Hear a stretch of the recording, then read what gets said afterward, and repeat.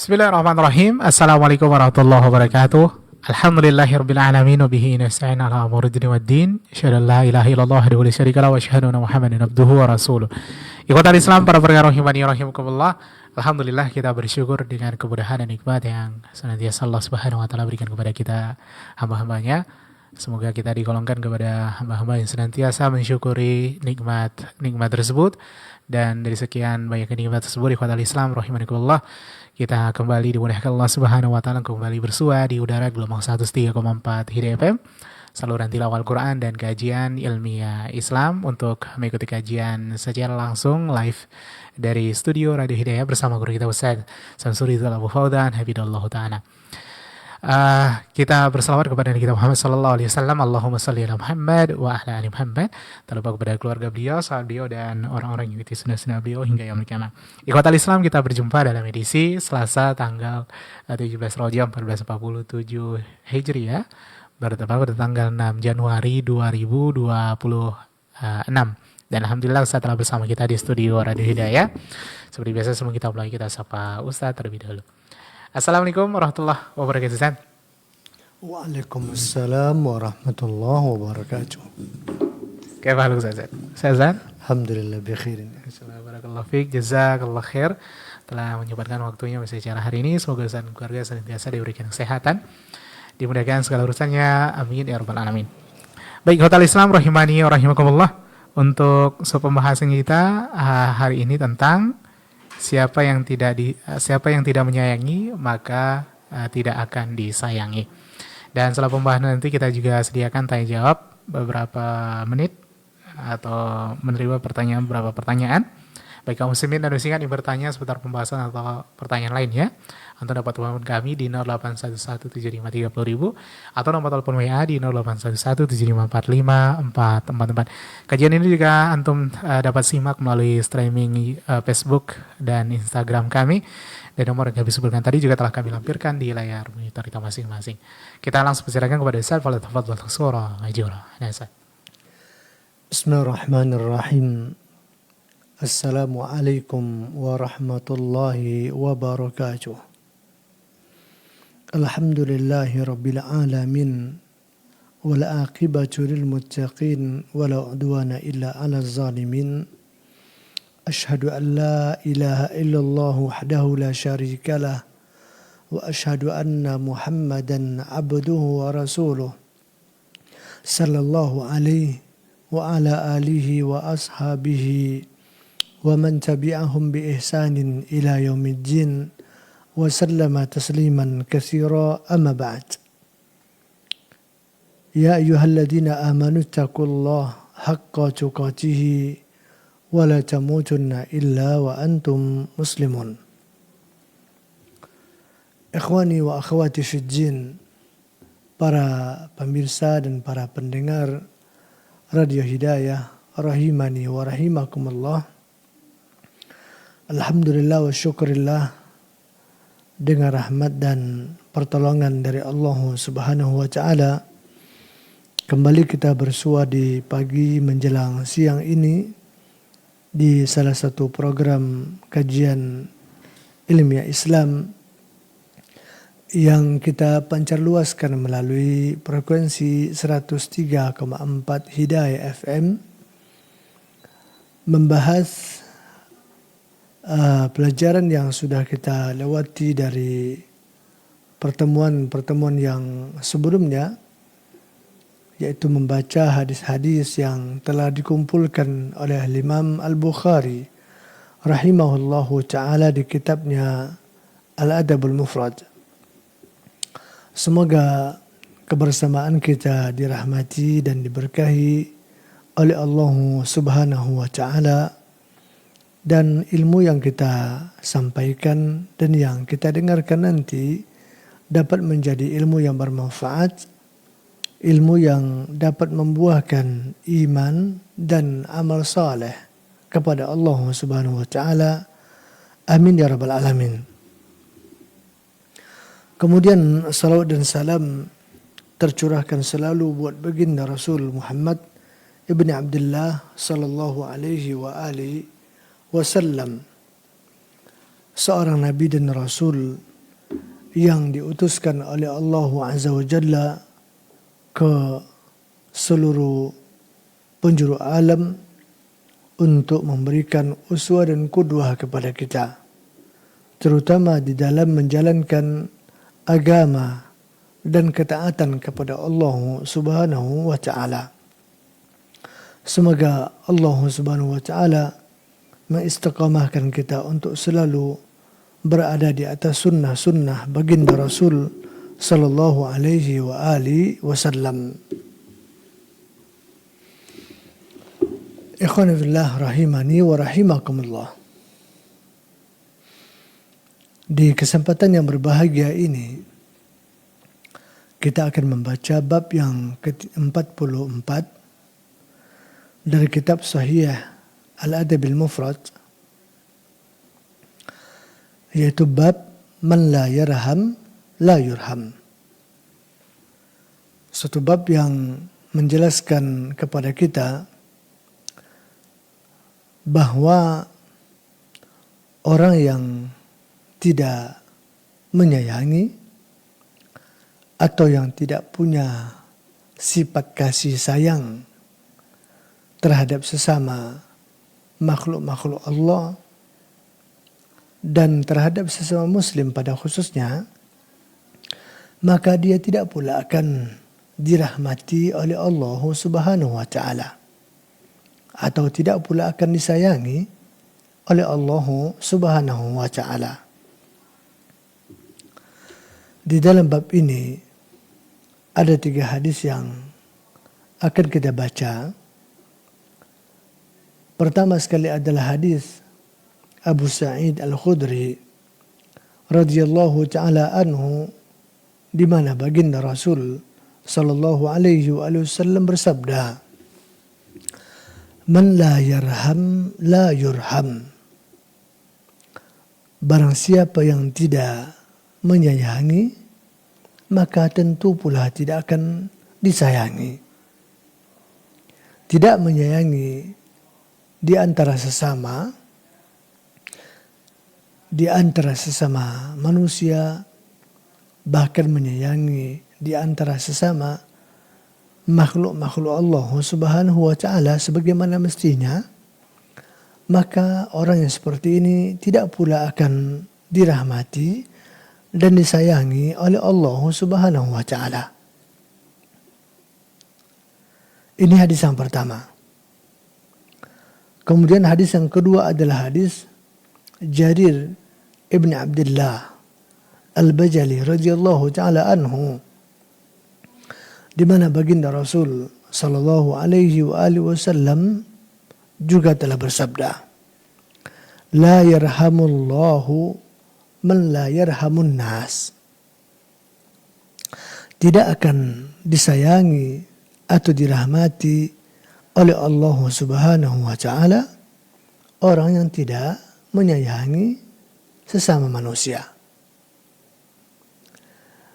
Di riwayat yang lain disebutkan oleh Rasul sallallahu alaihi wasallam, "Man la yarhamun nas la yarhamuhullah." Barang siapa yang tidak menyayangi manusia, maka dia tidak pula akan disayangi atau dirahmati oleh Allah Subhanahu wa Ta'ala. Kemudian hadis yang ketiga adalah hadis dari Abi Utsman, yang beliau menceritakan bahwasanya Umar bin Khattab radhiyallahu ta'ala anhu pernah mempekerjakan seseorang, istamala rajulan. Lalu pekerja itu pun berkata kepada Umar, "Inna li kadza wa kadza al-walad." Sesungguhnya saya memiliki beberapa orang anak. Ma qabbaltu wahidan minhum.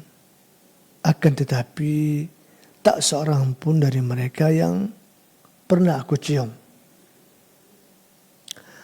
Faza'ama Umar, atau qala Umar, "Inna Allah azza wa jalla la yarhamu min ibadihi illa abarrahum."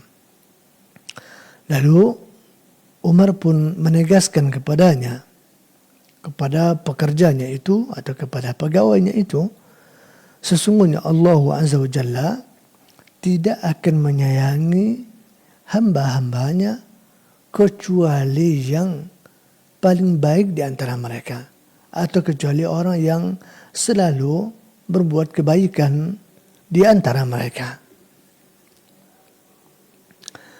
Hadis yang ketiga ini, hadis Abi Utsman ini, yang semakna dengan yang sudah kita lewati juga pada bab yang sebelumnya, itu bab mencium anak-anak, yang mana di situ Imam Al-Bukhari rahimahullahu ta'ala menyebutkan beberapa hadis. Di antaranya adalah hadis kisah seorang Arabi, seorang Arab Badui, dan juga kisah Aqra bin Habis radhiyallahu ta'ala anhu, yang juga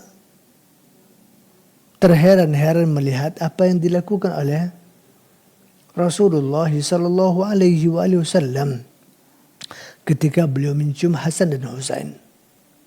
Yang membuat dia terkaget, dia katakan, saya punya 10 anak atau punya beberapa orang anak, tapi tak seorang pun di antara mereka yang pernah aku cium. Nah, hadis ini juga semakna dengan hadis yang telah kita lewati itu. Dan inilah 3 hadis yang akan kita coba untuk beristifadah darinya di dalam bab ini. Pertama sekali, hadis ini merupakan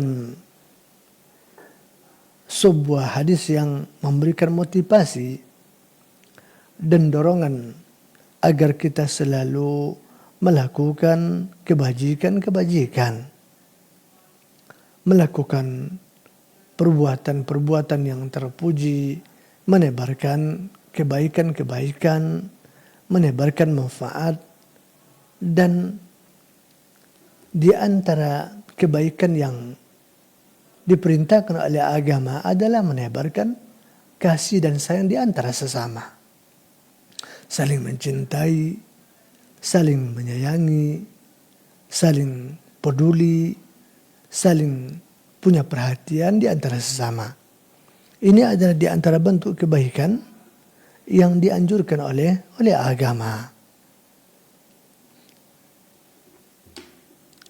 Banyak sekali nas-nas Al-Quranul Karim dan juga hadis-hadis Rasul sallallahu alaihi wasallam selain dari yang tadi sudah kita dengarkan, yang selalu menganjurkan kita untuk menebarkan kebaikan apapun bentuknya, apapun sifatnya, bukan hanya sekedar kasih sayang saja, bukan hanya sekedar saling mencintai karena Allah saja, akan tetapi apa saja yang bisa kita berikan berupa kebajikan-kebajikan, maka hendaklah kita lakukan, hendaklah kita berikan.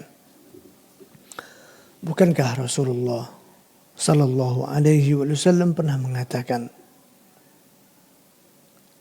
khairukum anfa'ukum linnas, sebaik-baik kalian adalah orang yang paling bermanfaat untuk manusia, kata Rasul. Semakin banyak kebaikan yang bisa kita tebarkan, semakin banyak kebaikan yang bisa kita tularkan, semakin banyak kebaikan yang bisa kita lakukan, maka itu semua akan membuat kita menjadi seorang hamba yang paling baik di hadapan Allah Subhanahu wa ta'ala.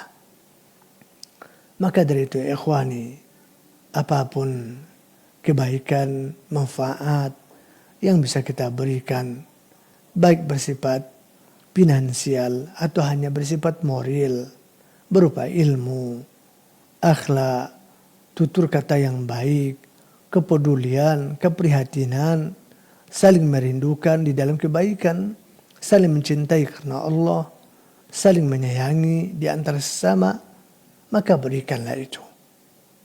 Lakukanlah itu, karena itu adalah di antara kebajikan-kebajikan yang kita didorong oleh agama untuk selalu melakukannya.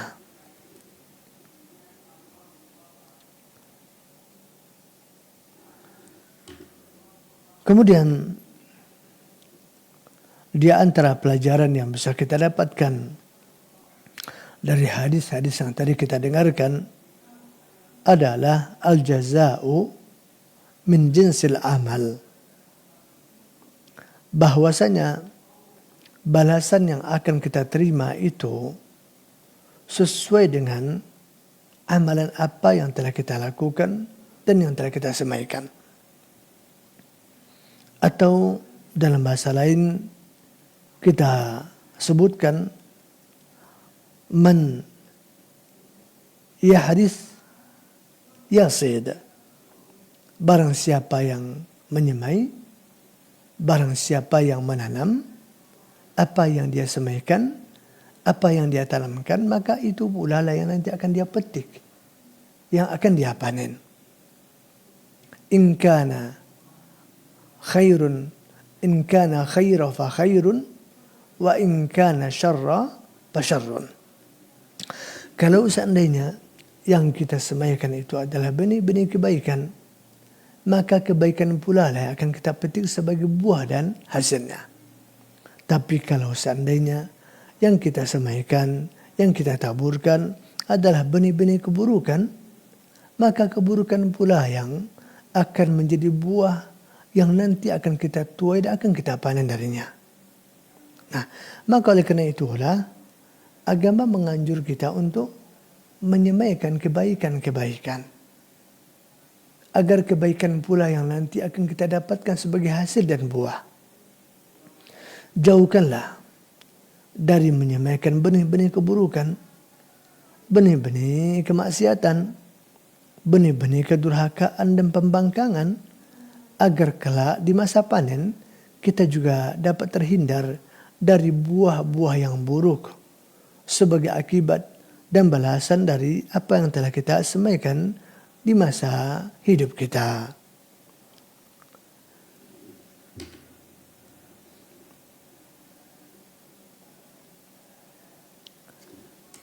Kemudian di antara faedah lain yang bisa kita dapatkan dari hadis yang mulia ini adalah isbatu sifatir rahmah lillahi subhanahu wa ta'ala, wa hiya sifatun zatiyah wa sifatun fi'liyah.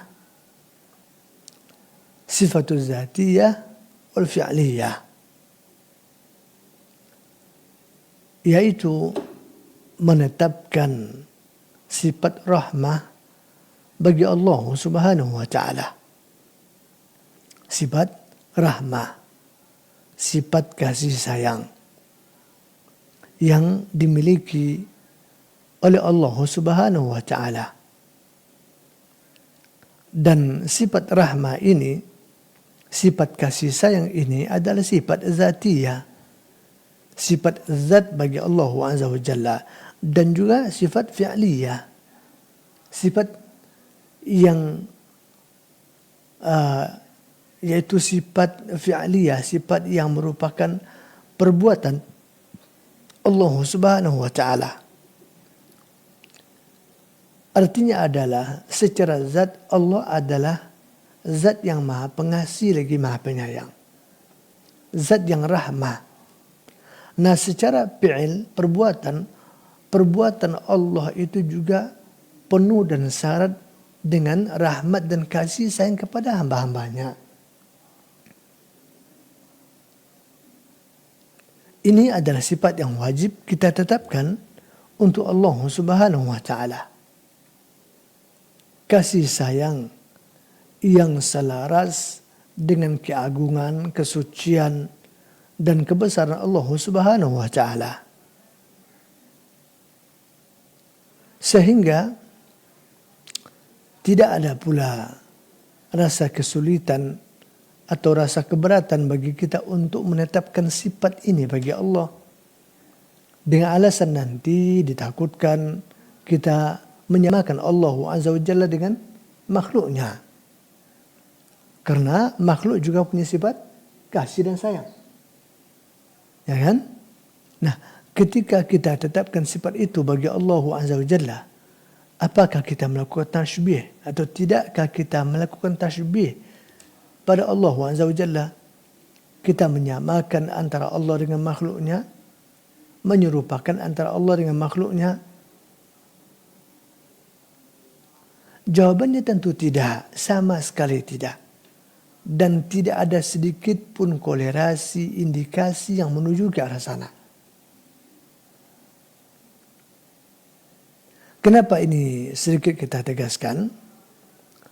Karena ketika adanya sekelompok di antara kaum muslimin atau saudara-saudara kita yang keberatan bahkan mengingkari sifat-sifat yang dimiliki oleh Allah Azza wa Jalla hanya dengan alasan kalau itu kita tetapkan untuk Allah Azza wa Jalla, maka akan terjadilah kesamaan antara Allah dengan makhluk. Padahal Allah Ta'ala mengatakan laisa kamitslihi syai'un. Tidak ada satu pun yang serupa dengan Allah Subhanahu wa Ta'ala. Allah juga katakan walam yakul lahu kufuwan ahad. Tidak ada seorang pun yang setara, yang serupa, yang seperti dengan Allah Subhanahu wa Ta'ala. Sehingga dengan alasan itu, berapa banyak sifat-sifat yang mereka ingkari untuk Allah Subhanahu wa Ta'ala. Padahal sifat itu Allah yang menetapkan untuk dirinya, atau Rasulnya yang telah menetapkan untuk Rabbnya dan Rabb kita Subhanahu wa Ta'ala. Akan tetapi dengan alasan kekhawatiran, takut, atau nanti kalau kita tetapkan itu untuk Allah Azza wa Jalla, maka kita telah jatuh ke dalam kelompok musyabbiha atau mujassimah, sehingga mereka tolak itu. Dan ini jelas sebuah kekeliruan, ya ikhwani rahimani wa rahimakumullah. Kenapa kita katakan keliru? Pertama sekali, yang mengatakan tidak ada yang serupa dengan Allah itu adalah Allah. Yang mengatakan tidak ada yang setara dengan Allah adalah Allah. Nah, yang mengatakan sifat-sifat yang diingkari oleh sebagian orang untuk Allah Ta'ala itu juga Allah itu sendiri. Nah, pertanyaannya, apakah mungkin Allah melakukan dua hal yang berbeda, yang kontradiktif? Di satu sisi Allah katakan tidak ada yang serupa dengannya, tapi di sisi lain Allah malah menetapkan ada keserupaan antara dirinya dengan makhluknya. Apakah mungkin itu terjadi? Tentu tidak mungkin.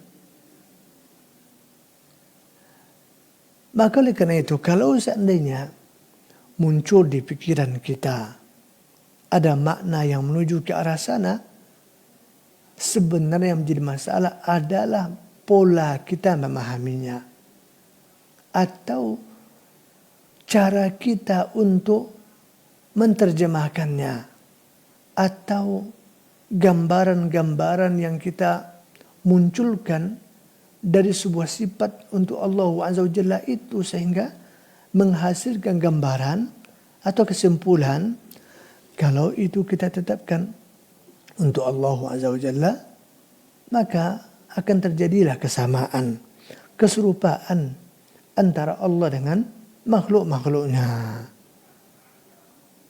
Sehingga mereka menempuh jalan ta'til, mereka ingkari. Atau menempuh jalan ta'wil, mereka palingkan makna asalnya, makna yang memang itulah makna yang dipahami oleh bangsa Arab. Dimulai semenjak ayat itu diturunkan sampai hari ini. Kemudian mereka palingkan kepada makna yang lain yang mereka kira dengan makna begitu mereka telah selamat dari tasybih, selamat dari tajsim dan semacamnya seperti yang mereka dakwahkan. Kita katakan, apa yang mendorong mereka untuk melakukan itu adalah niat yang baik. Oke, kita hargai itu. Akan tetapi persoalannya, jalan yang telah ditempuh, kalau seandainya memutuskan harus diingkari sifat itu, atau harus ditakwilkan, padahal Allah dan Rasulnya menetapkan itu untuk Allah. Allah tidak pernah mentakwilnya, Nabi tidak pernah mentakwilnya, generasi awal umat ini tidak pernah mentakwilnya. Lalu itu yang kita tempuh, nah disitulah salahnya kita. Disitulah salahnya kita. Nah, kembali kepada apa yang tadi kita katakan di sini. Bahwa Allah Azza wa Jalla telah menetapkan untuk dirinya sifat kasih sayang. Ar-Rahmah. Allah juga punya sifat cinta. Innallaha yuhibbut tawabina wa yuhibbul mutatahhirin. Allah sangat mencintai orang-orang yang bertaubat, dan Allah juga mencintai orang-orang yang selalu mensucikan dirinya. Allah katakan mencintai. Bukankah sifat cinta itu juga ada pada makhluk? Ada? Ada. Bahkan makhluk banyak yang menjadi pemuja-pemuja cinta kan. Ya. Nah terus, apakah kita akan ingkari itu, sifat cinta bagi Allah, dengan alasan nanti akan ada kesamaan antara Allah dengan makhluknya? Tentu tidak mungkin. Begitu juga sifat yang tadi kita sebutkan di hadis ini dan seluruh sifat-sifat yang lainnya. Semua sifat yang Allah Ta'ala menetapkan itu untuk dirinya, atau ditetapkan itu oleh Rasulnya untuk Allah Azza wa Jalla, maka kita wajib imani. Kita wajib tetapkan. Kita wajib percayai. Tidak boleh ditakwilkan, apalagi diingkari. Apapun alasannya. Karena alasan yang disebutkan itu hanyalah alasan karena keterbatasan kita di dalam memahaminya, di dalam mencernanya, dan juga karena kesalahan kita di dalam menempuh jalan untuk memahami konteks itu. Kalau kita tempuh jalan yang benar, kita ambil pemahaman yang benar dari apa yang diajarkan oleh Rasul dan yang sudah berlaku di kalangan generasi awal umat ini, maka selesailah sudah persoalannya. Adapun kesamaan dari sisi sebutan, kita katakan tidaklah selamanya menunjukkan ada kesamaan pada hakikat dan kenyataan. Bolehlah kata sayang kita sebutkan pada Allah, kita juga sebutkan pada makhluk. Bolehlah sama katanya, sebutan itu sama-sama sayang. Kita punya cinta, Allah juga maha cinta atau punya cinta. Betul sama dalam penyebutan, akan tetapi pasti tidak akan sama dalam hakikat dan kenyataan.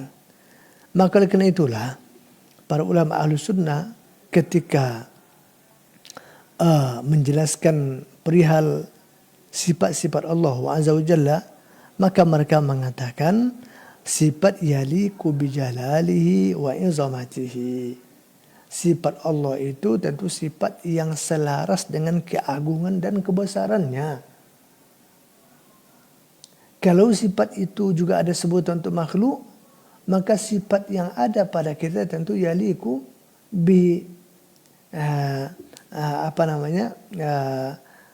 yang juga selaras dengan keterbatasan kita, kekurangan kita, dan kelemahan kita. Jelas berbeda. Kita punya sifat penyayang, ya. Tapi sifat kasih sayang kita sangat terbatas, sangat kurang, jauh dari kesempurnaan. Ditimpa oleh kealpaan, kan begitu ya. Nah, tapi kalau kasih sayangnya Allah Azza wa Jalla itu jelas di atas kesempurnaan. Di atas kesempurnaan kemahaluasan. Sehingga tidak ada kurangnya, tidak ada cacatnya, tidak ada aibnya. Itulah yang membedakan antara sifat yang sebutannya sama antara yang kita tetapkan untuk Allah, yang ditetapkan untuk Allah Azza wa Jalla dengan yang ditetapkan untuk makhluk.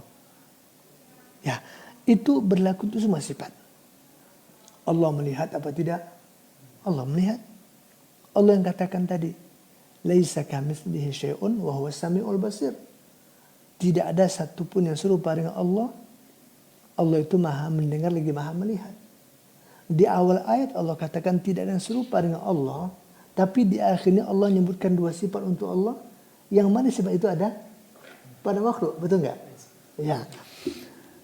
Allah maha melihat lagi maha mendengar lagi maha melihat. Makhluk mendengar apa tidak? Mendengar. Melihat apa tidak? Melihat. Terus apakah sama antara Allah dengan makhluk? Jawabannya pasti tidak. Lalu apa bedanya? Seperti yang tadi kita katakan. Ketika sifat itu ditetapkan dan dimiliki oleh Allah, maka itu akan selaras dengan kebesarannya, kesempurnaannya, keagungannya, dan kesuciannya. Ketika sifat itu disandangkan kepada makhluk, yang dimiliki oleh makhluk tentu sesuai pula dengan kekurangannya, keterbatasannya, dan semacamnya. Ya? Itu. Penglihatan, misalkan kita apa yang bisa kita lihat? Hanya apa yang kasat mata dari apa mata kita. Itu pun hanya satu sisi yang tampak yang kita bisa lihat. Kalau Allah melihat apa? Allah melihat segala hal tanpa terkecuali. Seluruh yang ada di alam Allah mengetahuinya, Allah melihatnya. Tidak ada yang tersembunyi dalam penglihatan Allah Azza wa Jalla satu pun, sedikit pun enggak ada. Jadi sama dalam sebutan bukan berarti sama pada hakikat dan kenyataan. Maka oleh karena itu ketika kita menetapkan sifat melihat bagi Allah, sifat melihat bagi mendengar bagi Allah, sifat melihat mendengar juga ada pada makhluk, bukan berarti kita mengatakan ada kesamaan dan keserupaan antara Allah dengan makhluk. Begitulah semuanya. Akan tetapi sangat disayangkan. Banyak yang yang terlewatkan oleh kita, oleh saudara-saudara kita, oleh kaum muslimin. Konsep ini sehingga banyak yang mereka benturkan antara sifat yang telah ditetapkan oleh Allah Azza wa Jalla untuk dirinya. Mereka bantah, mereka tolak, bahkan mereka takwil hanya dengan alasan kalau itu ditetapkan untuk Allah maka akan terjadilah penyerupaan antara Allah dengan makhluk. Itu adalah sebuah dosa bagi kita. Padahal tidak. Para ulama juga sering mengatakan jangankan antara sifat yang sama sebutannya, tapi sifat yang dipunyai oleh Allah dengan sifat yang dipunyai oleh makhluk, sekalipun sama sebutan pasti berbeda pada hakikat dan kenyataan. Jangankan antara Khalik dengan makhluk, antara sesama makhluk sajalah sifat yang sama sebutannya tidak juga akan sama pada hakikat dan kenyataannya. Betul nggak? Ya. Antum punya sifat penyayang, antum punya sifat sayang, saya juga punya sifat sayang. Sayang kita sama nggak?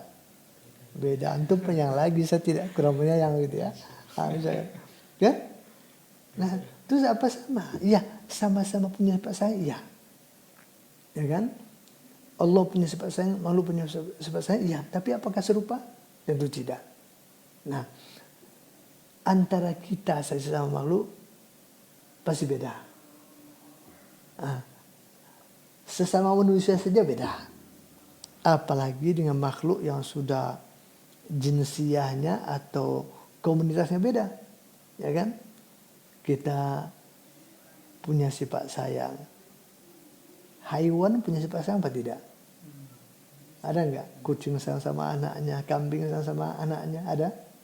Hah? Ya. Apakah berarti kita menyamakan antara manusia dengan haiwan? Ketika kita tetapkan ada sifat sayang pada manusia, tapi juga ada sifat sayang pada haiwan. Apakah begitu artinya?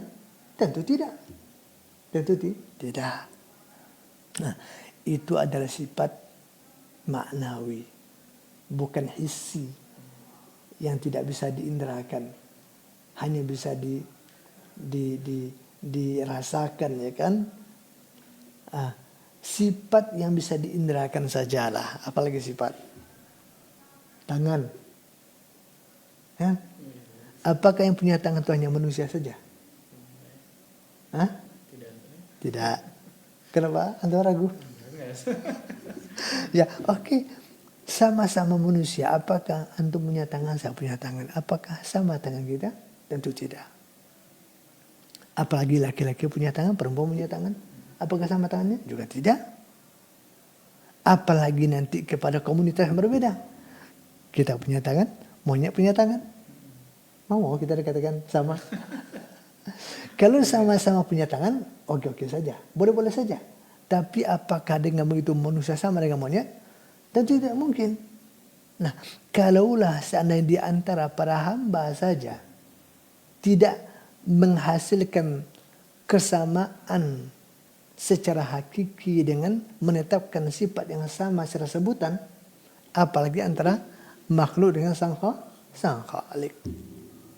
Maka oleh karena itu, apapun sifat, mau sifat nuzul, mau sifat istiwa, mau sifat Allah sebut tertawa, Allah cemburu, ya semua itu Allah yang sebutkan, Rasul yang sebutkan. Untuk apa Allah sebutkan, Rasul sebutkan? Untuk kita ketahui, untuk kita imani. Bukan untuk kita terjemahkan. Bukan untuk kita bayangkan. Karena kalau kita pikirkan, kita bayangkan, kita terjemahkan, ya kan? Padahal Nabi tidak terjemahkan seperti itu, Allah juga tidak menjelaskan begitu, maka akan membuahkan hasil kekeliruan yang sangat fatal seperti yang terjadi di tengah-tengah kaum muslimin. Itu menolak, mengingkari atau mentakwilkan sifat-sifat Allah hanya dengan alasan kalau tidak begitu nanti terjadi tasbih atau terjadi tajsim untuk Allah Subhanahu wa taala. Nah, iya, kembali kepada kita. Kepada poin tadi, jadi hadis-hadis ini merupakan di antara dalil-dalil yang menetapkan sifat rahmah, sifat kasih sayang bagi Allah Subhanahu wa taala, kasih sayang yang selaras dengan keagungan, kemuliaan, kebesaran, kesucian dan kesempurnaan Allah Subhanahu wa taala, tentu tidaklah seperti sifat yang dimiliki oleh para makhluk. Baik. Ikhwani wa akhwati fi din rahimani wa rahimakumullah. Barangkali mungkin ini saja dulu yang bisa kita sampaikan pada pertemuan kali ini, dan sisa waktu kalau ada pertanyaan satu atau dua saja barangkali dipersilahkan. Wallahu taala alam.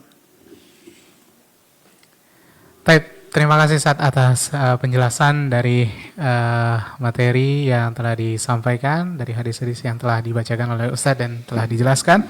Semoga menambah hasanah ilmu kepada kita dan diberkahi Allah Subhanahu wa taala. Amin ya rabbal alamin. Baik, ikhwatal Islam, para pendengar rahimani rahimakumullah.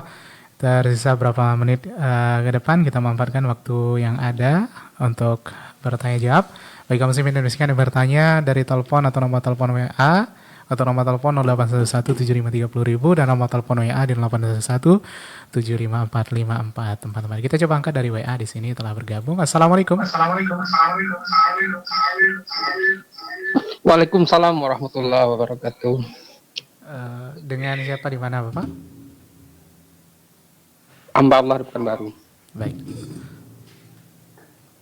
Silakan Pak. Apa hukum memasang KB karena takut biaya pendidikan tidak terpenuhi, Ustaz? Gimana Pak? Bisa diulang? Hukum memakai Hukum memakai? Baik ya. pasang KB karena untuk biaya pendidikan anak itu tidak takut tidak terpenuhi gitu. Itu siapa? Iya itu aja. Terima kasih Ustaz jawabannya. Assalamualaikum warahmatullahi wabarakatuh. Assalamualaikum warahmatullahi wabarakatuh. Assalamualaikum warahmatullahi wabarakatuh. Iya. Para ulama telah membahas perkara ini. Di sini ada dua sifatnya atau ada dua bentuk. Pertama sebenarnya qat'un nasal. Yang kedua adalah tahdidun nasal. Ya, qat'un nasal dan tahdidun nasal. Kalau qat'un nasal itu memutuskan memutuskan keturunan, ya kan, memutuskan jalur atau memutuskan kesempatan untuk mendapatkan keturunan lagi. Ini juga ini bagian dari KB ya. Ya, ada yang diputus ya total, ya kan.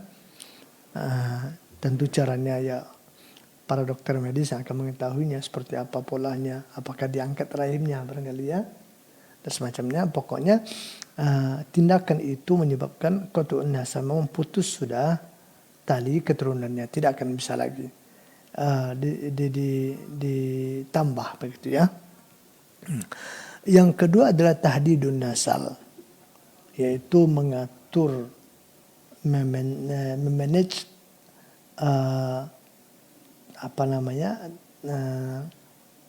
apakah yang dimanage itu adalah jumlah yang diatur atau misalkan jarak. Karena ada dua kemungkinan kan, ada jumlah, ada jarak. Kalau jumlah sekarang kan 2 cukup, laki-laki dan wanita sama saja. Itu kan yang dibatasikan adalah jumlah kan, jumlah. Ini kita nggak nuduh kan, begitu ada slogan ini kan, ya kan? Salah? Ada? Tidak salah kan? Ya ini, nah ini adalah tahdid, membatasi jumlah, sehingga tindakan yang dilakukan adalah qat'un nasal, tindakan yang akan memutuskan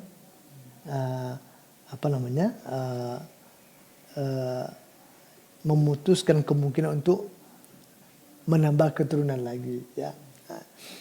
Nah, kedua-dua ini kalau secara asal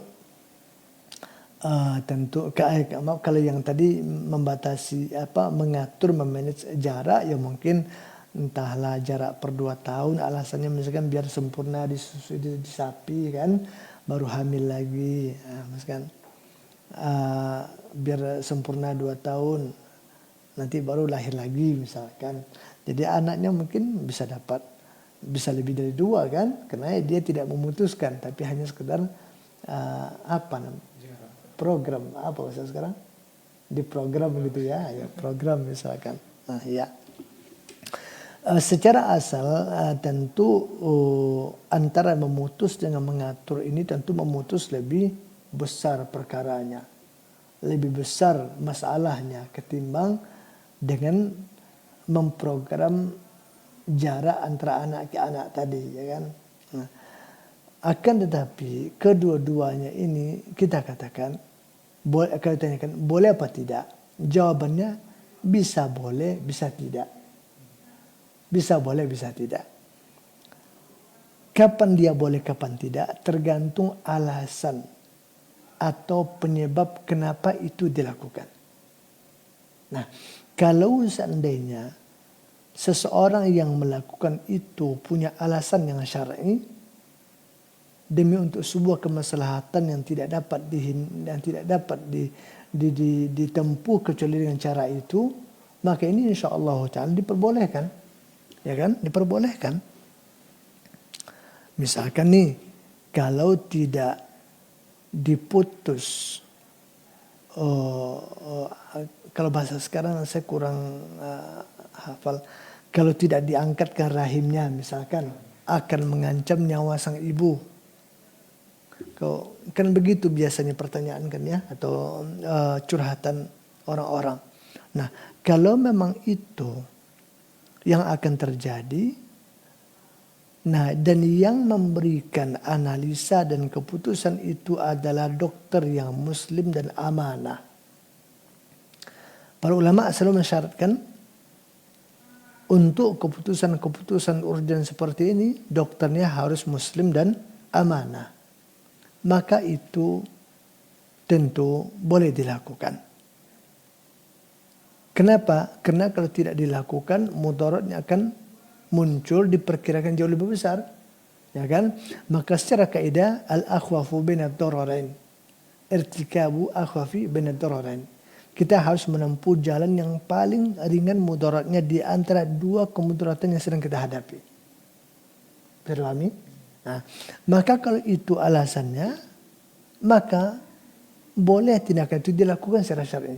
Baik memutus, begitu juga untuk mengatur jarak tadi. Misalkan nih secara kesehatan ibu ini nggak mungkin dia melahirkan, jangankan setiap tahun, jangankan sekali 2 tahun, sekali 3 tahun 4 tahun saya memang tinggi risiko dia. Misalkan ini contoh, saya nggak tahu nih ya, pokoknya yang kita garis bawahi adalah alasannya apa, ya kan, ini contoh.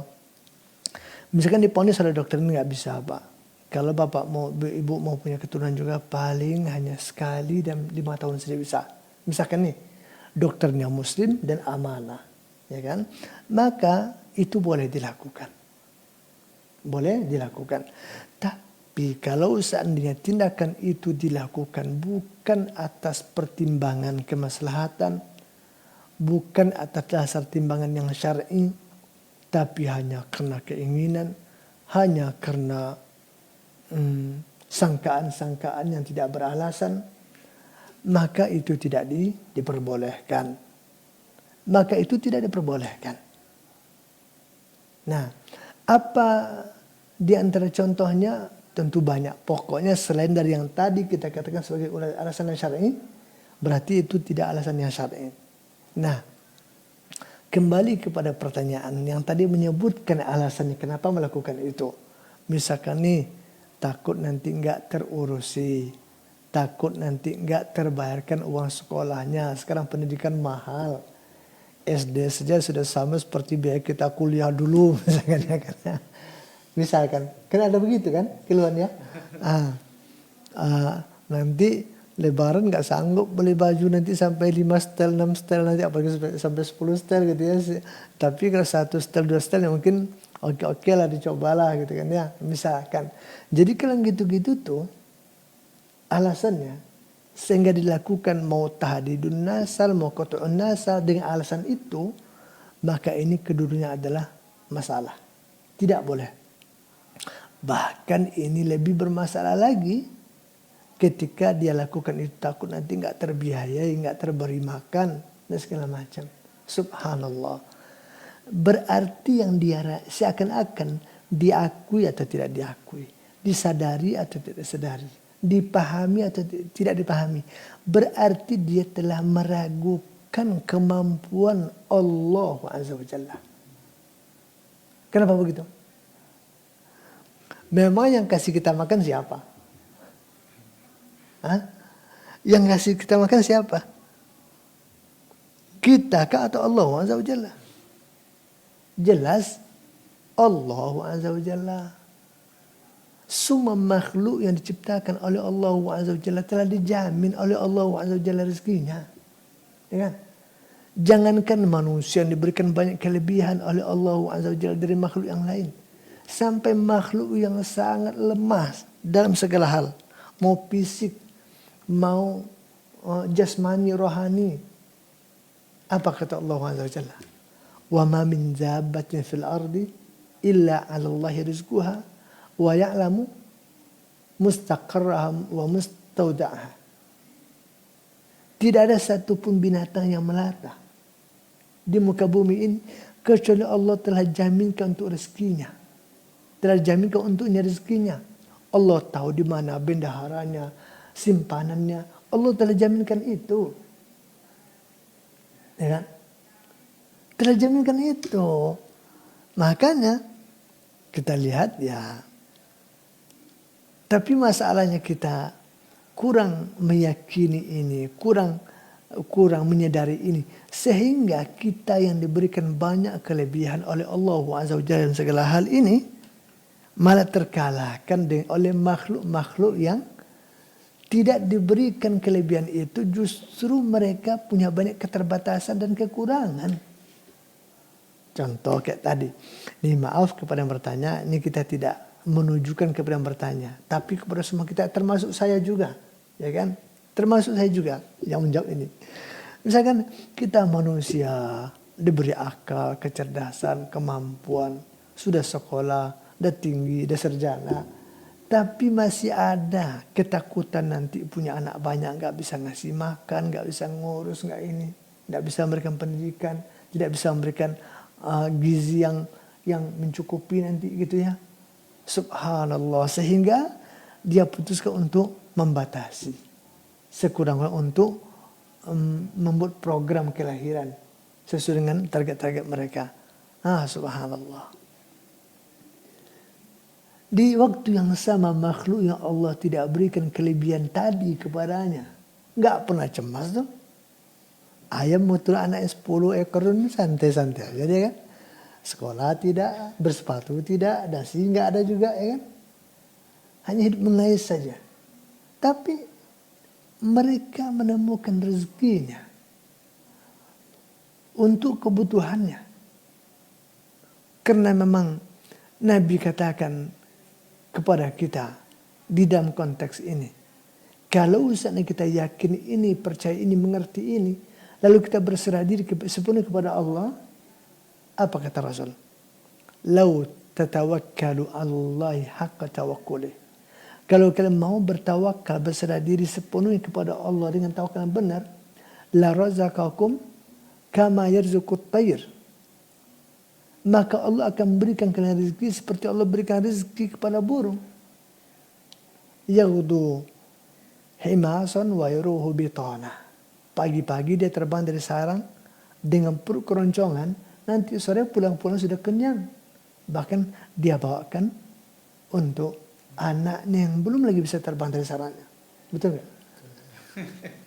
Subhanallah. Ya kan? Nggak pernah takut tuh. Nggak ada program KB pada mereka-mereka itu kan. Makhluk-makhluk itu gitu. Ini sekali lagi maaf, ini jangan disalahpahami oleh, terutama bagi akhi yang bertanya. Tidak, ini untuk kita semua, termasuk saya juga ini. Ini untuk saya ini. Juga maksudnya. Ya kan? Nggak ada. Jadi maksud saya tadi adalah bahwa kalau yang disebutkan dalam pertanyaan tadi alasan untuk melakukan pembatasan atau pengaturan jarak, maka itu tidaklah diperbolehkan. Bahkan di situ terkandung makna yang sangat luar biasa. Kalau bahasa sekarang jahat, ya. Ada makna yang jahat kepada Allah Azza wa Jalla, seakan-akan Allah nanti nggak mampu. Padahal yang memberikan rezeki itu adalah Allah Azza wa Jalla. Nah, bagi kita para orang tua, kita harus meyakini, harus menyadari bahwa anak itu lahir seperti kita lahir, rezeki sudah diatur oleh Allah. Sebagaimana kita nggak akan makan rezeki anak, anak pun akan makan rezeki kita. Kita ini sama-sama makan dengan rezeki masing-masing. Makanya kata Allah Azza wa Jalla di dalam Al-Quran, Allah sebutkan berulang kali. Apa kata Allah Azza wa Jalla di surah Al-An'am? Misalkan Allah Ta'ala mengatakan, وَلَا تَقْتُلُوا أَوْلَادَكُمْ مِنْ إِمْلَاقٍ نَحْنُ نَرْزُقُكُمْ وَإِيَّاهُمْ. Janganlah kalian membunuh anak-anak kalian karena takut miskin. Kami yang memberikan kepada kalian rezeki, dan kami juga lah yang memberikan mereka rezeki. Jadi rezeki kita sudah ada masing-masing. Walaupun yang kerja orang tua itu kan hanya asbab saja, ya kan?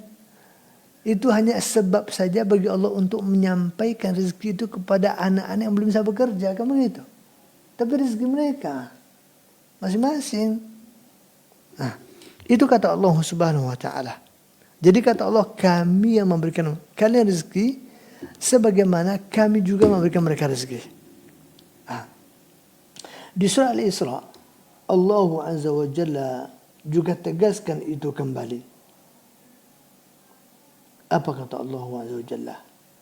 Ini Allah balikkan susunannya. Kalau tadi nahnu narzuqukum wa iyyahum.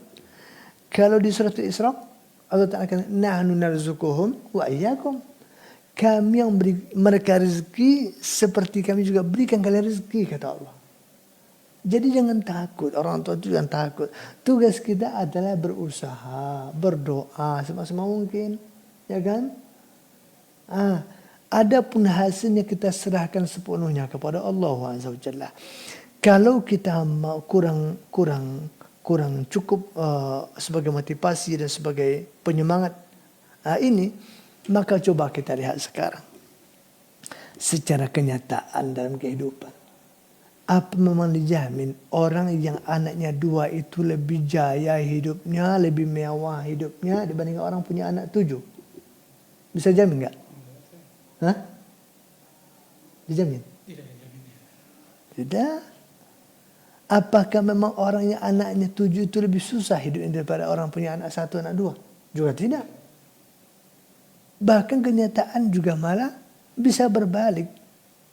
Kalaupun kita temukan ada orang punya anak 7 hidupnya susah, kita juga sering temukan orang punya anak 1, anak 2 juga susah hidupnya kan ya. Kalau kita pernah menemukan orang punya anak 1, 2 itu hidupnya makmur, kita juga sering temukan orang punya anak banyak juga makmur hidupnya. Subhanallah. Makanya para sahabat dulu, mereka nggak pernah takut tuh. Punya anak berapa? Sebanyak apa? Disebutkan tentang Anas bin Malik. Yang kita sudah singgung pada pertemuan yang lalu. Juga berkat doa Rasul kepadanya. Kalau ketika ibunya, Ummu Sulaim minta kepada Nabi agar doakan untuk pelayan kecilnya ini. Ya kan? Apa yang didoakan oleh Nabi untuknya? Ada 2 hal. Pertama, banyakkan rezekinya dan banyakkan anaknya. Ya kan? Allahumma aksir malahu wa waladahu. Ya Allah, banyakkanlah rezekinya, hartanya, dan banyakkan pula anaknya. Disebutkan oleh ahli sejarah bahwasanya Anas bin Malik itu dikaruniai anak yang sangat banyak sekali. Walaupun berselisih para ahli sejarah menghitung berapa anaknya. Pokoknya perselisihan mereka itu berkisar di angka 100-an saja. Subhanallah. Sampai Anas bin Malik itu tidak hafal juga nama anak-anak. Ya, tapi itu manusia kita aja kadang-kadang kalau sudah punya anak 5 aja terbalik-balik nama kita. Betul nggak? Antum baru saja mungkin tidak ngalami. Kita sudah punya namanya karena si A terpanggil si B gitu kan. Gimana kalau jumlahnya sampai 100 ya? Subhanallah. Tidak ada takutnya para sahabat itu. Ya kan? Dan sampai para ulama-ulama sekarang Ahlus Sunnah yang betul-betul bertawakal penuh kepada Allah setelah mereka berikhtiar dan berdoa dengan sungguh-sungguh, banyak juga anaknya. Saya tidak sebutkan sekarang. Yang hidup di zaman sekarang ini, yang juga sempat diangkat-angkat beritanya, itu ada di antara ulama kita yang anaknya 29 orang, ada berapa orang itu ya. Kayaknya jauh lebih makmur syekh itu hidup dari kita lagi kan. Subhanallah. Kan? Jadi pertama sekali saya katakan, kalau yang tadi disebutkan sebagai alasan untuk melakukan pembatasan apalagi pemutusan, maka itu adalah dosa. Kan? Bukan sekedar menolak rezeki saja, karena rezeki ya, anak rezeki ya. Bahkan kita juga telah meragukan kemampuan dan kekayaan Allah SWT. Sehingga seakan-akan kita nggak percaya nanti Allah bisa memberikan mereka rezeki, ya kan? Itu kan berbahaya, ya. Itu berbahaya. Yang pertama.